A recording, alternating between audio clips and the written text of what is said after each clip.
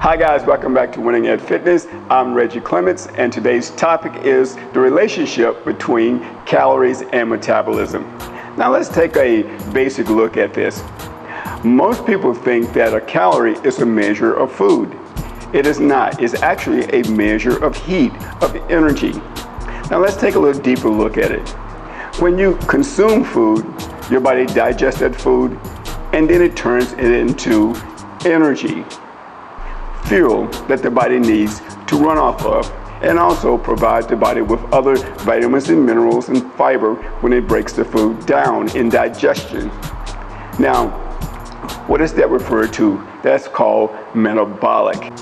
So the process of burning food for energy is referred to as your metabolism. Now, let's go even a little bit further and see how that affects our weight loss. Now, most of us know some really good weight loss concepts. Now, do they work? Not really. And why do I say they don't work? Because I know some of you probably have went on weight loss programs and lost weight. However, you regain the weight. And the reason that you regain the weight, in my point of view, is that it doesn't work. It's going against the way the body actually works. So what we're going to do is look at how the metabolism actually burns food for energy and helps keep your weight off. Well, here's a couple of things that you should be aware of, which you already know. If you consume too many calories, your body can't burn it off, and then you are known as gaining weight. And if you eat too little food, your body cannot process enough energy to take you through the day to keep your energy up and give you enough vitamins and minerals and fibers to do the adequate things it needs to provide you, to supply you that you need throughout your day. Now, let's take another look at it. What's the difference between a weight loss concept and using your metabolism? Well, let's use the metabolism, look at it as a form of furnace, a heat production system. Well, you know, if you get up in the morning and you lived in a house that had a fireplace in it, what's the first thing that you do? Well, you gotta, and then what's in the winter, you gotta put some wood in the fireplace, and you set that wood on fire. That fire is basically energy, burning. And so that's the way your body works. So when you wake up in the morning and you consume breakfast, that's you putting the log in the fireplace. And what does that do? It makes your body burns calories throughout the day. Not only the food that you put into your body, but it starts a process that burns the food, the fat that's stored on your body, off.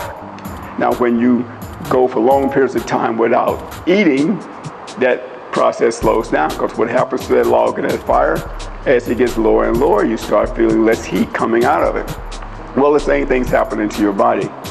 You need to put in enough food. That's important. Enough food is not too much. Now, what you want to find out, there are several formulas out there that actually can help you. I can give you some rough ballpark figures. If you keep your calorie intake to 300 to 500 calories per meal based on what size you are, you're pretty safe. Now, if you, I would say 150 pounds or less, you need to keep it around 300. If you're above that, you may can float between 300 to 500 calories per meal. Now, if you don't count calories, you don't know. So basically, that's one of my recommendations.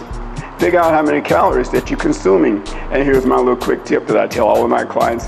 If you don't feel like going to one of those apps where you're looking stuff up all the time and putting it in or looking it up, look it up one time. Google the food. Like if you had chicken, you put chicken in on Google, put calories beside it, and guess what? It pulls you up those calories, and guess from that moment on for the rest of your life, you know how many calories 3 ounces of chicken is. Simple. If you can do that for 1 week and you're committed to your weight loss program, you'll know that information, so you never have to look it up. So no matter where you go, restaurants, traveling, vacation, you can estimate how many calories you're taking in. Now, here's the other tip that we want to do. When you put these meals together throughout the day, and I'm going to give you a real simple picture. You wake up in the morning, your body's been laying there in your bed all night long, burning calories. Guess what happens? Your tank's empty or low. You put food in your body for breakfast, your metabolism picks up, it starts burning energy, starts burning fat off your body. Now, 3 hours or 4 hours later, guess what happens? That food is going down. You need to put some more food in it. What happens after that? Now, in this process, you moving around. Every time you move, even just getting up, going to your bedroom, going to the bathroom, cleaning the house, you're burning calories. So you got to continue to replace those calories that you're burning off so your metabolism will stay elevated. And if you do this process throughout the day, guess what happens? You burn fat. When you go exercise, you burn some extra calories. But the base of all weight loss programs is that you must have a sound nutritional program based in eating often. But here's a little tip on the often. Eat when you're hungry. That's the other variable that you should consider.